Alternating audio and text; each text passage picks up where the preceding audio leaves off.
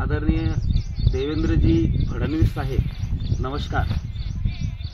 मी छत्रपती संभाजीनगर जिल्ह्यातील फुलंब्री तालुक्याच्या वाघोळा आणि पोफळा गावच्या जलजीवन मिशन योजनेअंतर्गत जी पाईपलाईन आणि टाकी झाली, जवळपास दोन्ही गावला 2.5 कोटी रुपये निधी शासनाकडून मंजूर झाला आणि त्यातील आता आपण बघतोय ही टाकी आहे। या टाकीचं बांधकाम मी एकदा बघितलं पाहिजे।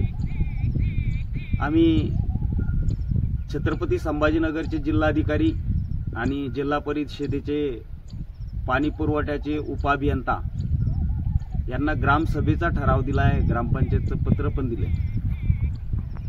की हे जे काम झालंय 2.5 कोटी रुपयातून या दोन्ही गावांना मला 2.5 तांबे पण पाणी मिळालेलं नाही। त्या ठरावात आणि त्या पत्रात आम्ही असं नमूद केलंय की ही जी योजना झाली त्या योजनेचं अंदाजपत्रक अंदाजे कुठल्या तरी एसी ऑफिस मधून बसून झालं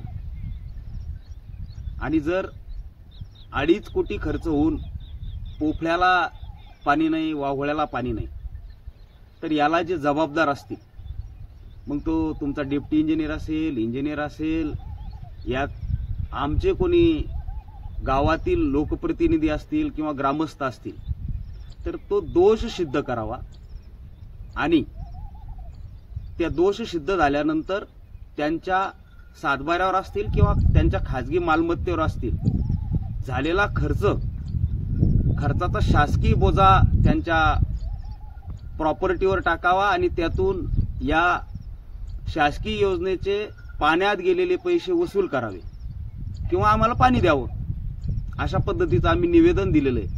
आणि येणाऱ्या महिनाभरात हे जर झालं नाही तर माननीय न्यायालयात आम्ही मुख्यमंत्री, पाणी पुरवठा मंत्री आणि संबंधित अधिकारी या सर्वांना पार्टी करून न्यायालयात न्याय मागणार आहोत। त्यामुळे कृपया तत्पूर्वी आपल्याकडे न्याय मागतोय, आम्हाला पाणी द्या किंवा शासकीय पैसा पाण्यात घालणाऱ्यांच्या वर दोष सिद्ध करून त्यांच्या प्रॉपर्टीवर खाजगी बोजा टाकावा। कारण हा काळ सोकावतोय।